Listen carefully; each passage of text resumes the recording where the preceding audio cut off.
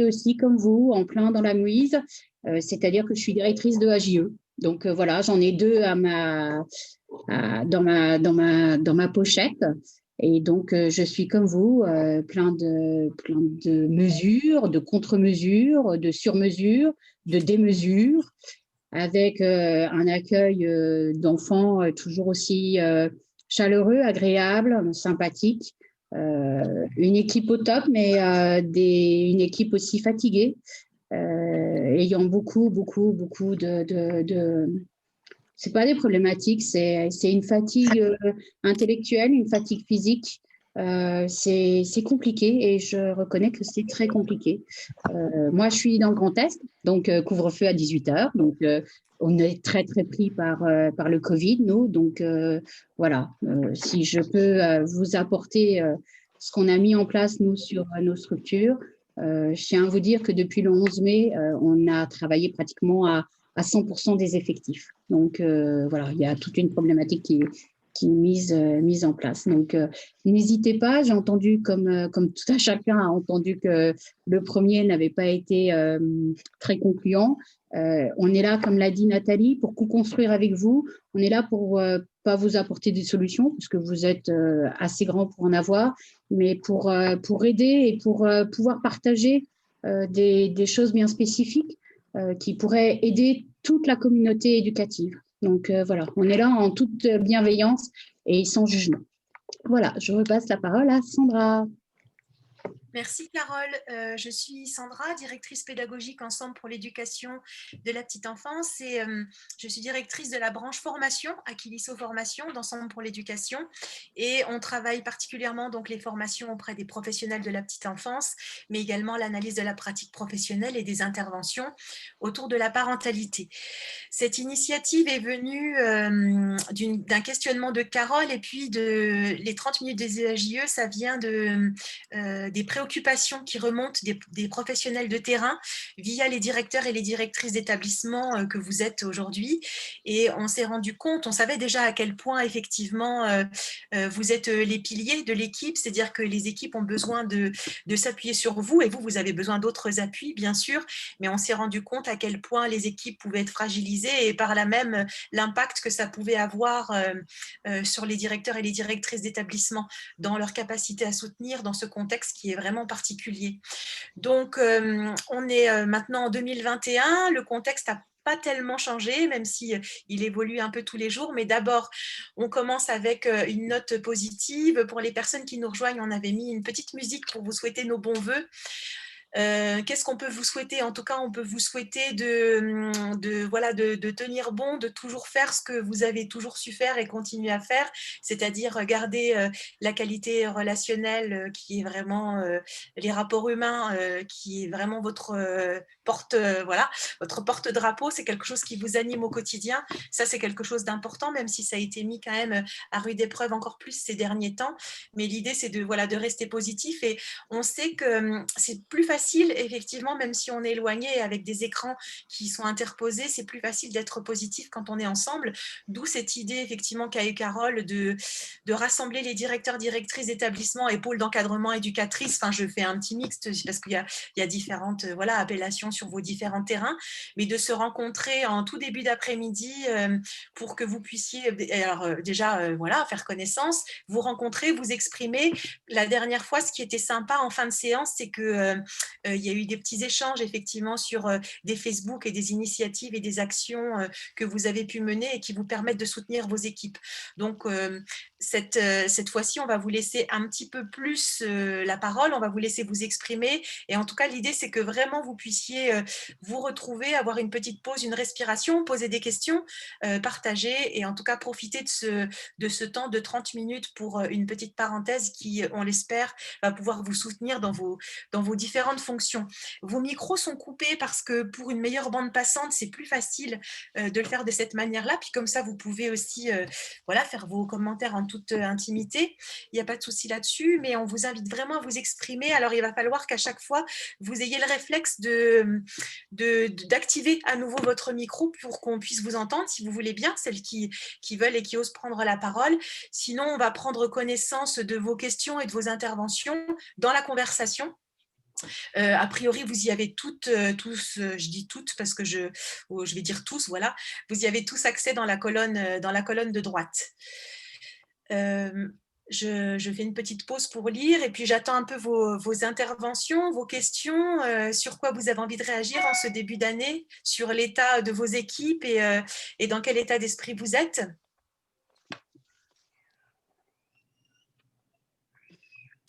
Merci à ceux qui nous remercient pour l'initiative dans les commentaires.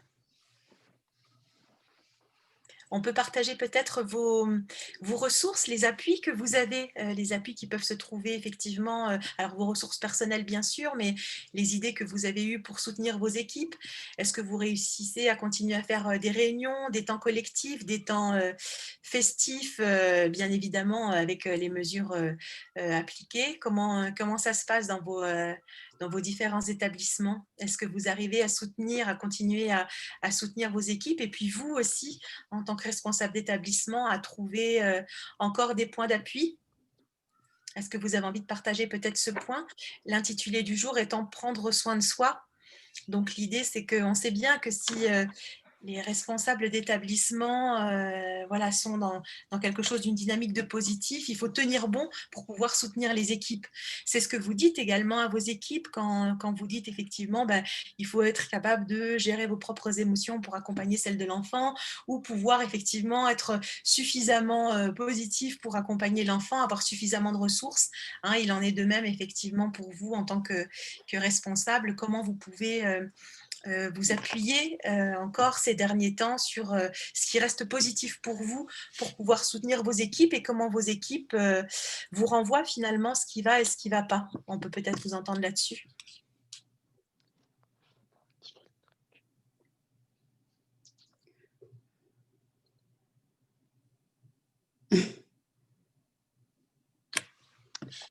Ah oui, c'est intéressant ce que dit Marianne.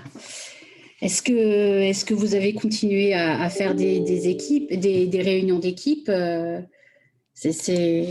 et comment vous les pratiquez aussi au jour d'aujourd'hui, ces réunions d'équipe? Parce que c'est quoi, pour mon équipe, en fait, c'est ce qui est le plus dramatique, en fait. C'est de ne plus pouvoir partager pendant 2 heures une réunion d'équipe tous ensemble. On se voit tout le temps, hein, toute la journée, mais c'est pas la même chose de travailler un bout de programme ou de travailler sur un enfant en équipe ou pas en équipe, quoi. Mais je vois encore des réunions d'équipe.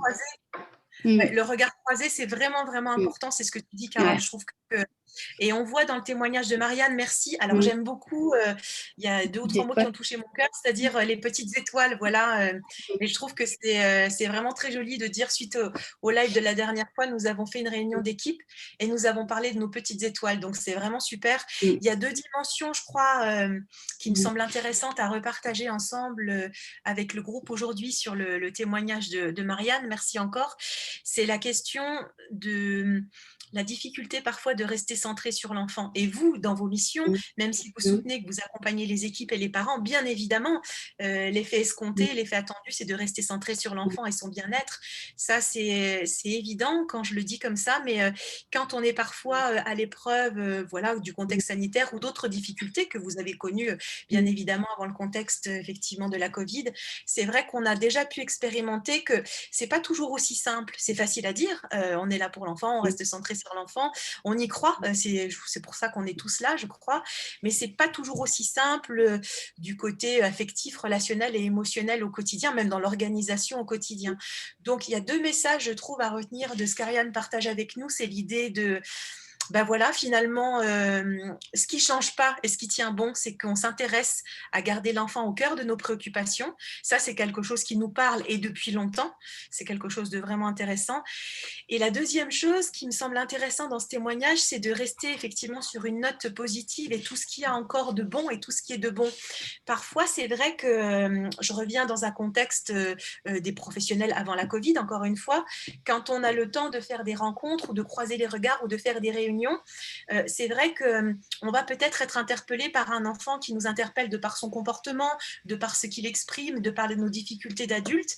Et il est parfois pas toujours évident de garder effectivement un regard positif et de voir toutes les étoiles qu'il y a autour en termes de perspective de cette situation. Donc je pense que c'est important de rester sur le positif, comment les enfants savent exprimer ce qu'ils ont à dire et comment nous, on peut leur retraduire en quelque chose de positif.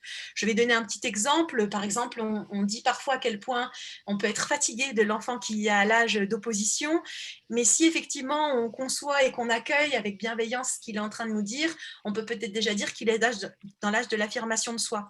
Et par exemple, ça, c'est une petite étoile de le recevoir et puis de le retransmettre comme ça à l'équipe et aux enfants. Donc le regard croisé, je suis d'accord, c'est vraiment quelque chose d'important. Ça nous aide effectivement à rester vraiment positive et puis à voir aussi tout ce qu'il y a de bon dans le développement de l'enfant, dans notre quotidien. Et aussi, c'est ça, c'est parce qu'on a pu faire le point sur tout ce qu'il y a de bon que ça fait pour nous. Je vous parlais tout à l'heure des leviers, des appuis. C'est parce qu'on sait déjà faire tout ça et que ça nous réchauffe le cœur, ça nous donne du baume au cœur pour aller de l'avant et puis surmonter on va dire, les périodes un petit peu plus sensibles. Merde.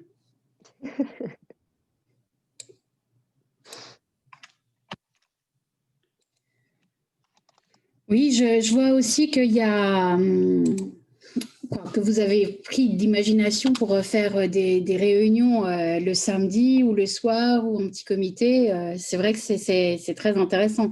Ça va pouvoir me donner, moi, des pistes sur mes équipes. Mais je dois vous dire que nous, on est tellement fatigués que le samedi, j'ai un peu peur de leur proposer encore une réunion. Mais grâce à vous, merci, je vais quand même leur proposer un samedi.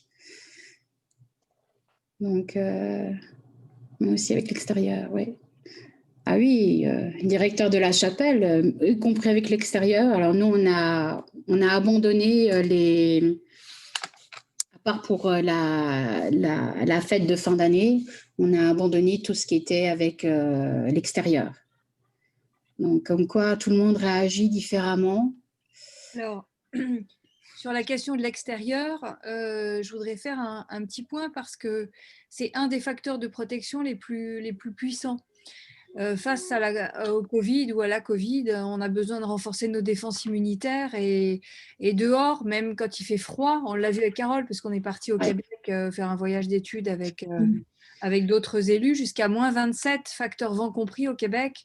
Les enfants sont 4 heures tous les jours au minimum dehors. C'est là qu'on se lance des petits défis, qu'on arrive à mieux comprendre ses émotions, à dialoguer avec l'environnement.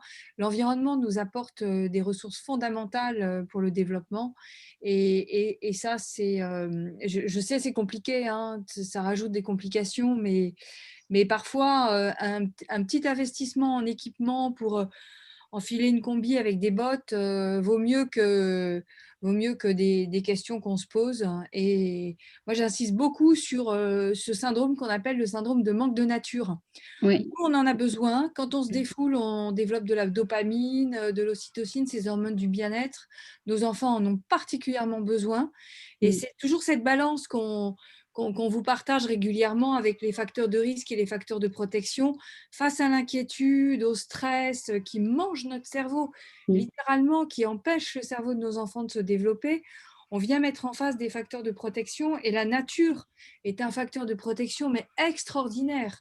Donc vraiment, vraiment, faites-vous du bien. Chaque fois que vous en avez la possibilité pour surmonter cette période très difficile, essayez de passer un maximum de temps dehors avec les enfants. Il se passe des choses très différentes quand on est dehors et qu'on se lance ces petits défis et qu'on est en rapport avec le réel. On manque terriblement de réel. Le syndrome de manque de nature, il est encore plus visible aujourd'hui avec ce foutu Covid. C'est-à-dire qu'il y a des choses qu'on n'ose pas faire. Or, c'est un facteur de protection. Moi, j'ai envie de passer comme message vraiment le fait que il y a un épidémiologiste qui le disait hier très bien à la télévision, mais on ne l'entend pas assez. On doit renforcer nos défenses immunitaires et ça nous fait du bien au moral, ça nous fait du bien au corps, ça fait du bien à la relation, à la qualité de la relation qu'on a avec les autres. On doit se faire du bien nous-mêmes Parce que si nous, on ne va pas bien, eh bien, on entraîne les autres dans la difficulté. C'est comme quand un enfant essaye de se mettre les doigts dans la prise, et puis notre premier réflexe peut-être serait d'aller le prendre dans les bras. Ben non, il faut aller éteindre le compteur, il faut aller éteindre l'électricité, parce que sinon, nous, on se fait du mal. Donc, on doit se protéger nous-mêmes, donner aussi l'exemple, et essayer de partager ça avec les parents et les autres professionnels et les enfants, renforcer nos défenses immunitaires, le zinc, les vitamines B, C, D et la nature. La nature, c'est un facteur de protection exceptionnel, d'une puissance exceptionnelle, surtout dans ces temps où on n'est pas encore reconfiné. On ne sait pas ce que sera demain. Profitons pour sortir et faisons-nous du bien. Oui, nous aussi, on ressort, mais je pensais que le directeur de la chapelle parlait des intervenants extérieurs. Donc, je pensais qu'il parlait et pas des sorties des enfants. Pour les sorties des enfants, oui, évidemment, on n'était pas partis sur la même chose. Je ne sais pas, mais il y a les deux. Bonjour à tous. Voilà. Donc, on a répondu sur les deux. Du coup, voilà, je vais prendre. Donc Nathalie. On a arrêté tout ce qui était extérieur, puisque nous, on demande à ce que les parents restent au sas d'entrée. Donc, les parents ne rentrent toujours pas dans la crèche. Donc, non plus. On ne voit pas pourquoi. Alors, on a fait une exception, je le reconnais, pour la fête de fin d'année, où on avait pris une intervenante pour nous faire un spectacle. Et on a fait le spectacle, mais on a fait le spectacle sans les parents, mais avec l'intervenante, on a fait ça que pour les enfants. Et pour nous aussi, d'ailleurs, ça nous a fait du bien. C'était un petit spectacle de Disney sympa. Et oui, on va beaucoup plus, on essaye d'aller beaucoup plus dehors. Il y a la neige, il fait beau, il fait froid, mais c'est très sympathique. Donc voilà. Mais les intervenants extérieurs, oui, on a repris quelques stagiaires, mais c'est tout, quoi. C'est vrai que c'est un peu compliqué, quoi. Je reconnais je pense qu'en fonction, je ne sais pas si vous m'entendez, je pense qu'en fonction aussi de la situation où on est, alors moi, donc la chapelle Saint-Aubin, c'est en Sarthe, à côté du Mans. Après, on n'est pas hyper bien au niveau taux positivité de Covid et compagnie, mais après, je pense que c'est important aussi pour les enfants de pouvoir en effet aller à l'extérieur. Nous, tous les jours où il pleut pas, ils vont dehors. Ils en ont besoin. Ils nous le font sentir. Après, voilà, on pense reprendre en effet les sorties extérieures avec la bibliothèque, parce que c'est une petite bibliothèque. On sait qu'on ne va pas croiser énormément de monde. Voilà, on pèse vraiment le pour et le contre. Mais voilà, tout le monde, moi, pour remotiver mon équipe qui avait très peur, c'était aussi de se projeter et de se dire, on reprend les choses et puis on annule au dernier moment si on ne peut pas en fonction des directives. Et par exemple, là, ils ont fait un projet. Alors, on n'a pas fait de fête de fin d'année, mais on le fait vendredi finalement. On avait beaucoup de monde en vacances avant l'heure. Et c'est un projet sur plusieurs semaines qu'elles ont fait ensemble. Et pour pouvoir tenir, pour avoir des moments de joie, enfin, tout ça. Et oui, on a expliqué aux parents, ils l'ont très bien compris. Eux-mêmes sont pris les devants en disant est-ce qu'on va faire ou pas. Après, il y en a toujours qui, voilà, j'ai des parents qui disent non, qui ne sont pas du tout remis leur enfant en crèche parce qu'ils ont trop peur. Ça, c'est propre à chacun, mais nous, on doit continuer pour ceux qui travaillent. Voilà, moi, ma fille est dans une MAM parce qu'on travaille tous les deux avec mon mari.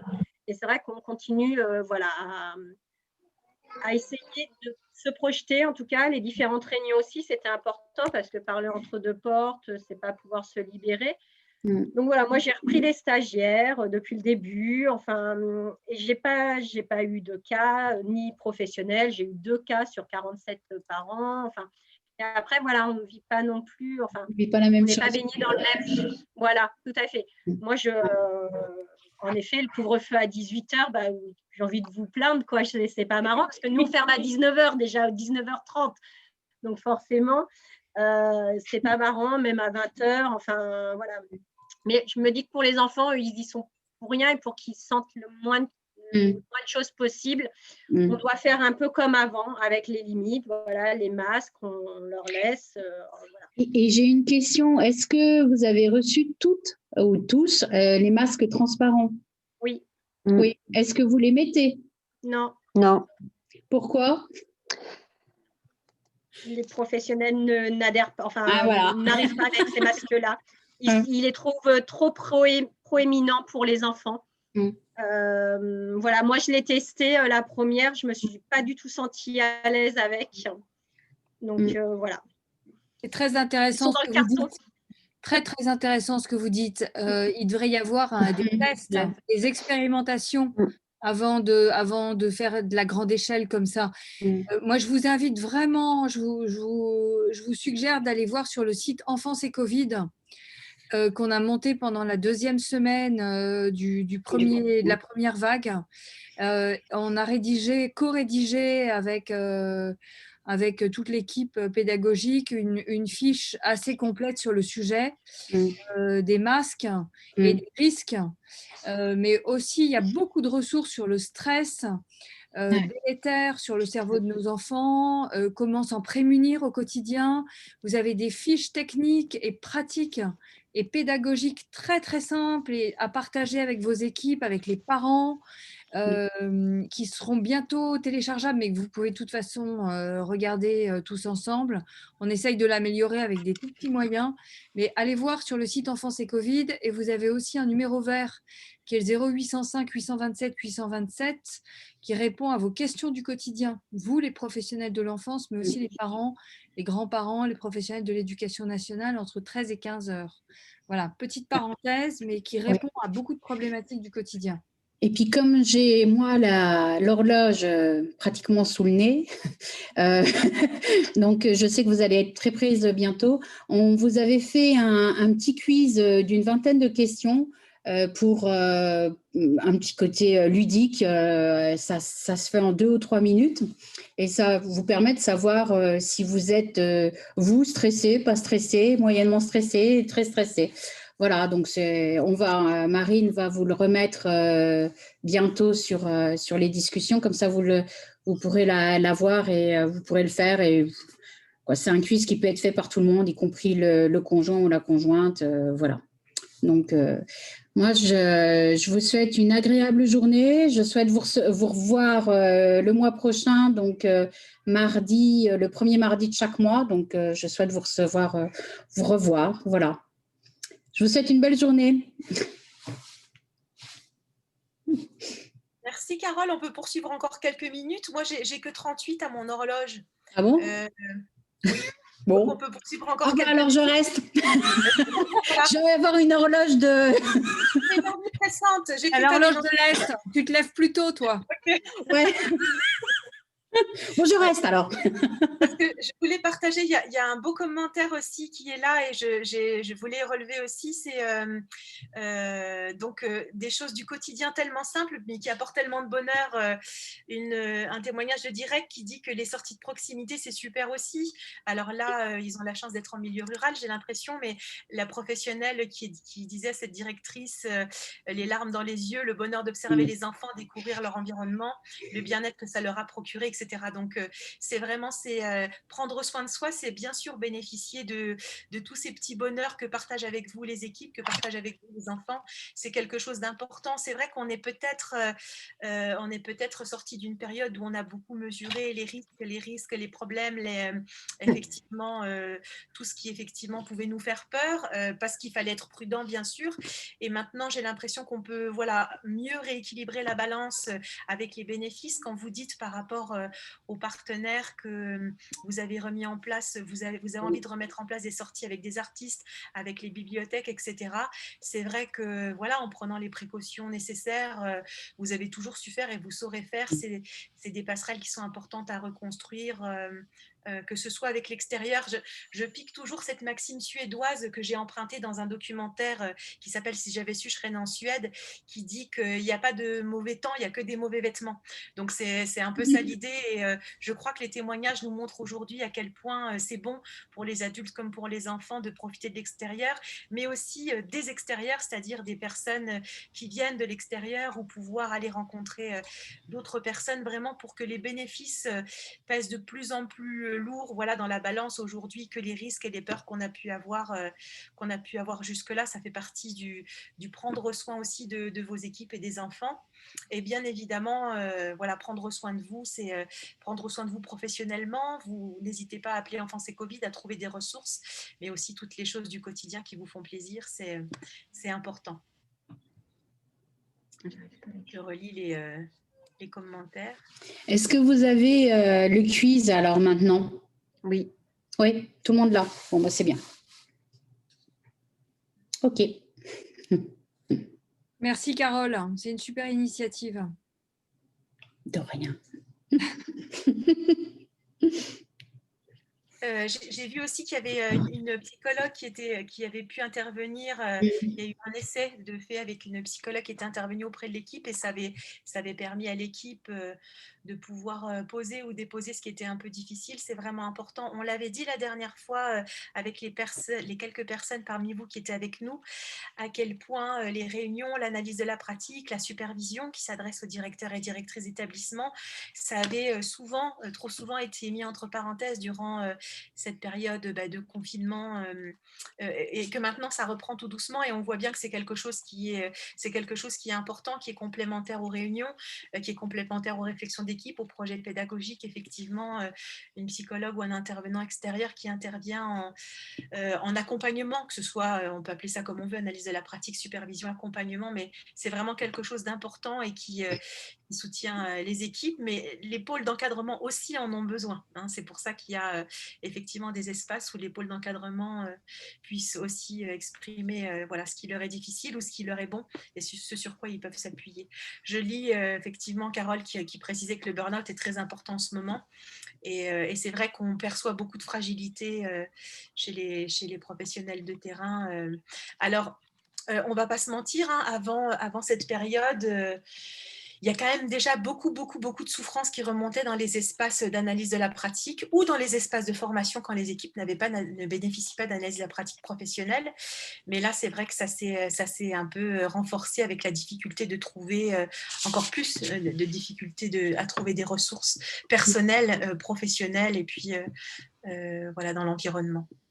Et puis, je trouve que, je ne sais pas quelle est la structure qui a mis 1h30 de psychologues ou de psychiatres dans leurs équipes, mais dans une réunion. Mais je trouve ça très bien. Moi j'y arrive pas. Pourtant, je sais que mes équipes sont fatiguées. Je sais que c'est difficile au quotidien, mais elles veulent pas entendre parler de groupes de parole ni de choses comme ça. Elles ont encore une approche une aide extérieure ou qu'un psychologue soit considéré comme si elle lâchait quelque chose d'elle. Et je trouve, j'aimerais bien le mettre, mais bon, si ça peut pas marcher, ça peut pas marcher, voilà. Oui, il faut que donc, je trouve ça très bien, moi. Ouais. Il faut qu'il y ait du sens pour les équipes. J'aime beaucoup, il ne reste plus qu'un peu de temps, mais Sarine a écrit quelque chose de super intéressant, c'est que l'enfant demeure au cœur de nos préoccupations et le soutien à la parentalité aussi. Et ne pas occulter le burn-out parental dans un pareil contexte. C'est Isabelle Roskam qui a beaucoup écrit ces derniers temps sur le burn-out parental et c'est vrai que je suis d'accord, c'est comment est-ce qu'on peut concilier tout ça, bien évidemment, l'enfant au cœur de nos préoccupations, mais on ne peut pas occulter le bien-être du parent, bien évidemment, on ne peut pas occulter le bien-être de vos équipes et le vôtre. C'est comme, je prends toujours l'idée des poupées matrioshka, parce que tout ça, c'est un système comme les poupées matrioshka qui s'imbriquent bien quand effectivement tout fonctionne bien ensemble. S'il y en a une effectivement qui manque, alors là, c'est vrai que ça déstabilise un peu les uns et les autres, le groupe de manière générale. Merci pour cette précision, c'est vraiment très important. Je viens juste en appui de tout ce que vous venez de dire, effectivement, parce que moi, je supervise 22 établissements et je trouve que en dehors de la période Covid et de toutes ces difficultés, les équipes ont réussi en fait finalement à s'adapter majoritairement. Alors, il y a eu effectivement ce moment où elles ont eu besoin de parler, d'avoir cet espace. Nous les avons accompagnées, donc ma collègue qui est psychologue et moi thérapeute systémique. Et ce qu'a révélé pour moi, en fait, en tous les cas, cette période, c'est vraiment ce besoin d'être entendu dans ces difficultés du quotidien, d'être reconnu dans ses compétences professionnelles et dans le quotidien, effectivement, parce que la difficulté d'aujourd'hui, c'est oui, les enfants ne sont plus les mêmes qu'hier, oui, les méthodes éducatives ont changé, et il y a toute cette période de mouvement là qui est en cours, et effectivement, cette période de Covid qui a déstabilisé beaucoup de fonctionnements dans lesquels on était engagé. Donc, il y a effectivement vraiment tout un travail d'accompagnement d'équipe sur le terrain à mener au jour d'aujourd'hui pour rassurer, pour conforter et permettre d'évoluer. Et Direct précise que c'est aussi une question d'humain, c'est-à-dire que en disant très justement reste à trouver l'intervenant qui convient à l'équipe, c'est ça, c'est vrai que parce que Direct précisait que ça a été imposé à son équipe là, comme une nouvelle expérience et finalement elles en ont tiré du positif. Donc effectivement, parfois il faut peut-être un peu voilà, se pousser vers de nouvelles expériences et après effectivement on peut être rassuré. Mais c'est vrai que comment l'humain prend dans le groupe, c'est quelque chose de vraiment important, bien sûr. C'est vrai aussi. Après, vous m'entendez? Oui. Je sais que pour ma part, si vous voulez, pour le coup, j'ai eu la chance que le réseau nous a permis de continuer les réunions, même si on les avait interrompues dans un premier temps pendant à peu près un mois, de reprendre aussi les supervisions d'équipe à la demande, en fait, si vous voulez. Donc, en fait, elles ont une réunion de 1h30 tous les mois. Et on a une réunion d'équipe de 2 heures tous les mois. C'est vrai que j'ai la chance d'avoir une équipe qui est très demandeuse. Concernant les supervisions d'équipe, dès le départ, le choix avait été fait que je n'y participe pas. Et je pense que c'est un espace de parole qui est quand même super important pour les équipes et dont elles ont besoin. Ma problématique qu'on a eue en fin d'année et ma difficulté justement pour reprendre cette nouvelle année, c'est que l'équipe m'a quand même fait part d'une fréquentation d'enfants qui est quand même très importante, puisque nous, en fait, on remplit, ce qui est un très joli mot, et que c'est quand même une attente, qu'on a des objectifs qui sont fixés en termes de taux d'occupation, qui pour moi ne nous permettent plus de respecter l'individu en collectivité. Quand on a 29 enfants âges mélangés dans la même pièce, c'est vrai que c'est quand même très problématique. Et elles étaient vraiment désireuses qu'on se pose la question et qu'on interroge les instances de notre réseau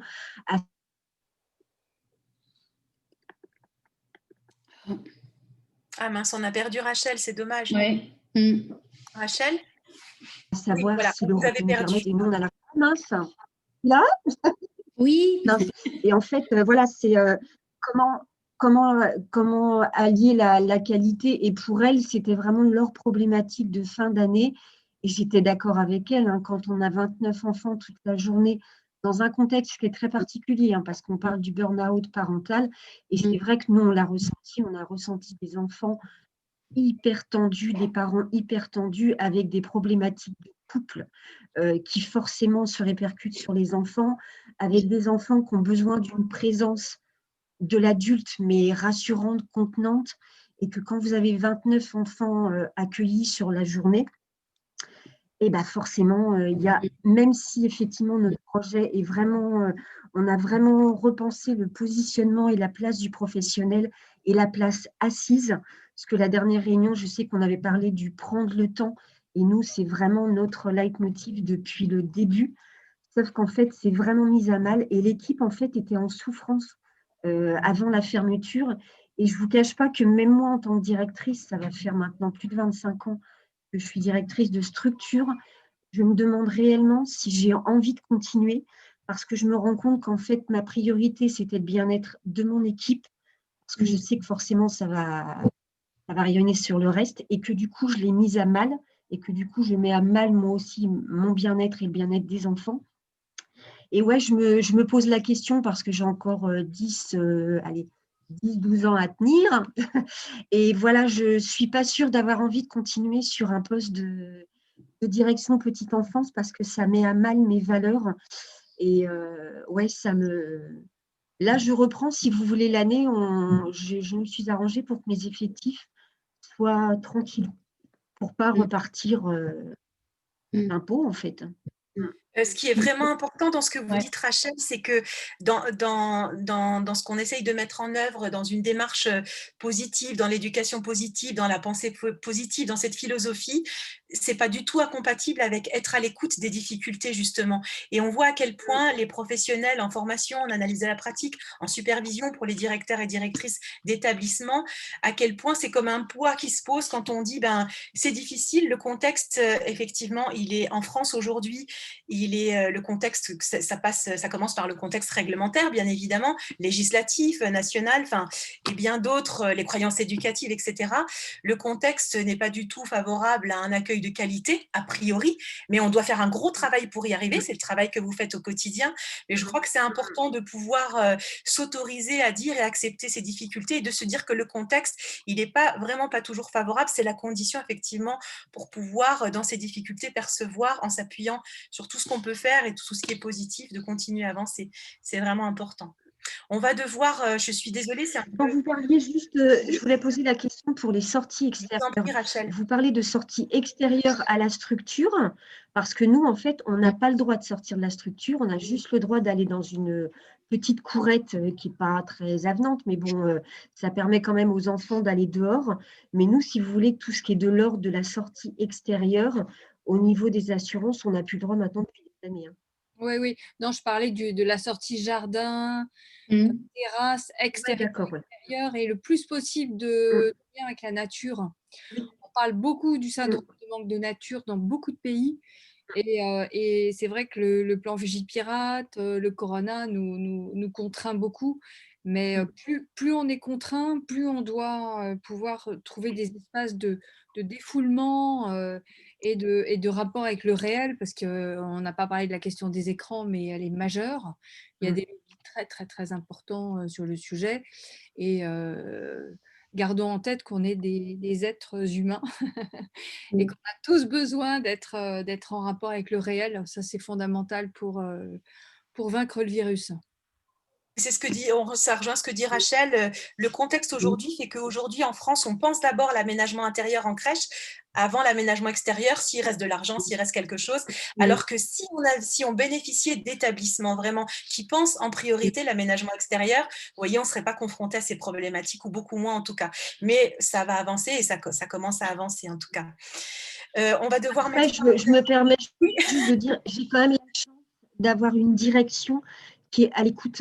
Je veux dire, je peux me permettre de leur dire qu'effectivement, je sature et que mon équipe sature, leur expliquer pour quelles raisons. Et voilà, on n'a pas l'appréhension de prendre, entre guillemets, une sanction et de se prendre… pas du tout, si vous voulez. Je sais qu'ils sont à l'écoute. Après, voilà, on sait pertinemment qu'il y a des objectifs financiers. Je dépends d'un réseau de crèches d'entreprise et que, voilà, si vous voulez, il y a cet objectif et cette pression financière qu'il y a derrière. Mais j'ai quand même au moins la chance de pouvoir verbaliser mon ras-le-bol. Enfin, je veux dire, voilà. Et ça, je sais que je ne vais pas être jugée là-dessus. Ça, c'est vrai que c'est un plus parce que ce n'est pas toujours le cas. Merci de terminer sur cette note positive, Rachel, en tout cas. Merci beaucoup. Ouais. Merci à tous et à toutes. On va devoir mettre fin à la séance avec un peu de retard. Merci pour celles qui ont pu rester avec nous. Le prochain rendez-vous, on vous propose de vous rendre sur le site Ensemble pour l'éducation de la petite enfance et du Ensemble. Vous pourrez ainsi vous connecter à la newsletter. Et puis, on va, d'ici quelques jours, vous envoyer une newsletter pédagogique où vous allez pouvoir retrouver aussi des informations sur l'actualité, nos formations et puis les événements sur lesquels on pourra se retrouver. Nathalie, je peux te donner le mot de la fin pour dire au revoir, si tu veux bien. Oui, merci Sandra. Moi, je suis vraiment heureuse de dialoguer avec vous. J'étais directrice de crèche et ça me rappelle des bons et des souvenirs plus compliqués. Vous dire que le site Enfance et Covid est là pour vous apporter aussi et partager des ressources importantes dans un consensus scientifique. Le numéro vert 0805 827 827. Comme le dit Sandra, n'hésitez pas à vous inscrire à la newsletter, c'est gratuit. Si vous voulez devenir membre, on vous accueille à bras ouverts. On cherche aussi des ambassadeurs et ambassadrices pour relayer les actions de l'association sur vos territoires. On s'inscrit sur des actions à l'échelle des villes. d'amélioration continue des pratiques auprès de tous les professionnels de la périnatalité jusqu'à l'école. Et on organise des séminaires régulièrement pour partager cette approche. Voilà, donc vous êtes les bienvenus. C'est évidemment dans un esprit d'intérêt général. Et on le fait avec l'intelligence collective. Merci à chacun. N'oubliez pas de vous faire du bien.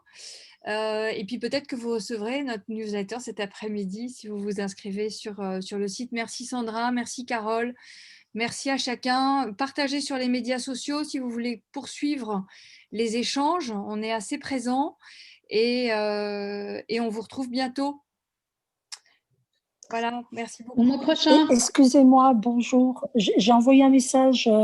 Je voulais entrer en contact avec Sandra pour la partie formation. Comment est-ce possible? Je dois passer par le site, par un mail, envoyer du form.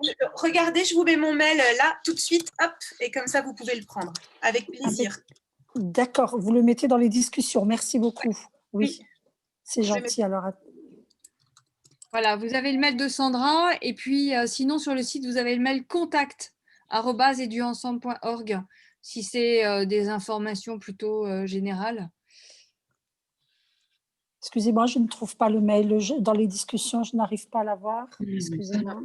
Il y est là. Et Sandra a aussi inscrit son numéro de portable. Vous voyez? Non. Elle t'a mis à tout le monde, Sandra? Oui. Ah, il y a une petite surprise. Ouais. Ah, voilà, ça y est. C'est gentil à vous. Merci. L'idéal, c'est avec le portable. Non, mais je vais passer par mail déjà. C'est très bien. Merci beaucoup. Merci, Tarine. À bientôt. Belle journée à toutes, à tous. Bonne journée. Bye bye. Au revoir.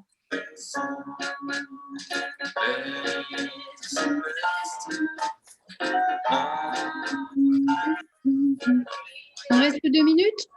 Tu as bien fait de rester, Carole. C'est normal, c'est le grand test. C'est l'effet grand test. Pourtant, j'ai la... Merci Didier pour la musique.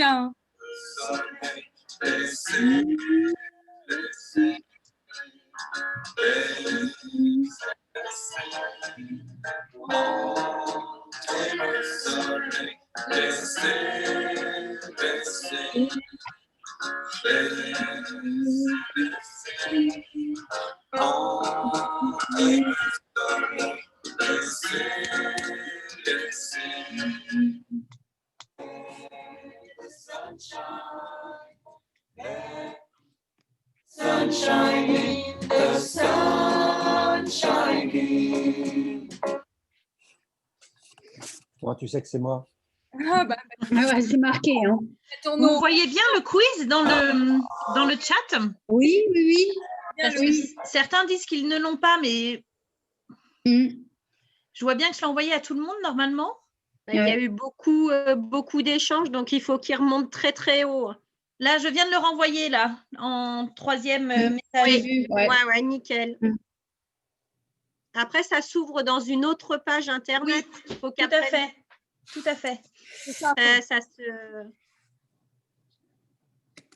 faut cliquer dessus. Et Circe, est-ce que vous pouvez voir vous arrivez à voir le quiz?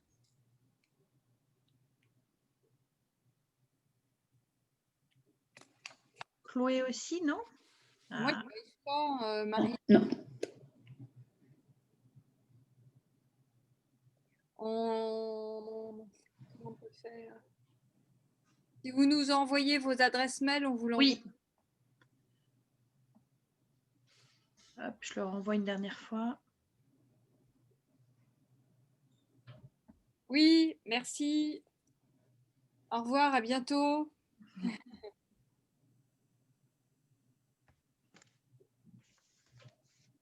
Je vous l'envoie, Chloé.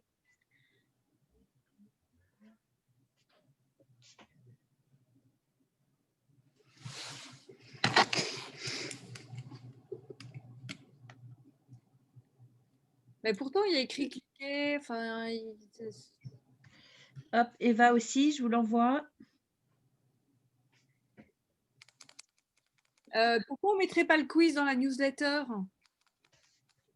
de cet après-midi? Ah. Non? Ah ouais, pourquoi pas? Merci. Comment pouvez-nous vous l'envoies connecter? en urgence à Anne-Fleur, Marine. Oui. Si tu peux, tu l'envoies en urgence à Anne-Fleur et tu lui dis de le mettre à la fin. Et tout le monde va peut-être pas s'inscrire à la newsletter aussi. Je suis en train de prendre les mails de chacune pour le quiz. Ouais. C'est bien reçu, Sophie. Circe aussi. Comment pouvons-nous vous contacter pour travailler en lien avec vous? Ah ben, avec plaisir. Hein. L'association, le mail de l'association. Oui, je le remets. De toute façon, tu as ses coordonnées. Elle t'a mis son adresse mail. C'est chouette de bosser avec toi, Carole. Merci. Il y a des fois, je pense que je suis un peu trop énervée, mais bon. Avec Sandra, avec Marine. Sandra, c'est un vrai bonheur. Hein. Un vrai bonheur. C'est un vrai bonheur. Avec Didier. Didier aussi, Marine aussi. C'est une belle équipe. Écoute, Nathalie, tu as réussi à faire une belle équipe. Ah ben, je ne suis pas toute seule. Hein. C'est toi qui nous rassemble. Ouais, avec Didier, il est très fédérateur. On aime travailler ensemble. On adore ça. Non, mais c'est bien. Je pensais au... C'est pas grave si on est en ligne. Hein. On est